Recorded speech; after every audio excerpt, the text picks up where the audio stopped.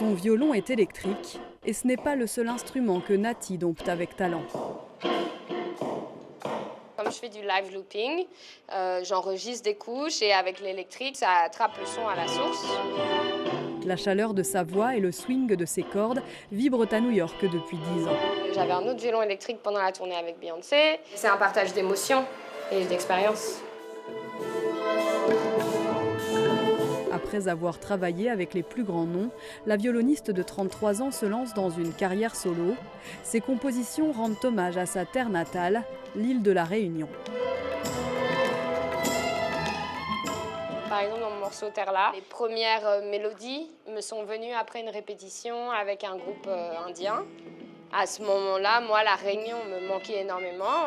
Suite au Covid, j'ai pas pu revenir pendant 4 ans. Terre-là, ici en créole, raconte le mal du pays mais aussi la renaissance grâce aux racines.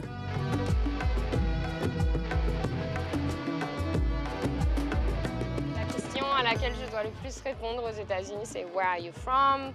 What's your identity? Je rentre pas dans leur case habituelle. Je sais que du côté de papa, il y a des origines du sud de l'Inde, sûrement de Goa. Ça remonte aux premiers habitants de la Réunion. Et du côté de ma mère, c'est le sud de l'Espagne. À New York, Nati milite pour faire connaître la diversité des cultures créoles. L'artiste est aussi programmatrice de son festival, le Creole Fest. Transmettre au public comme ses parents l'ont fait pour elle. Dans la maison familiale de Nati, les souvenirs de cet héritage musical résonnent encore. Mon père, c'est Philippe Barré. Il est bassiste de jazz et c'est un des précurseurs de la fusion entre le maloya et le jazz. C'est le studio de peinture de ma mère, mais à la base, c'était le studio de musique de mon père.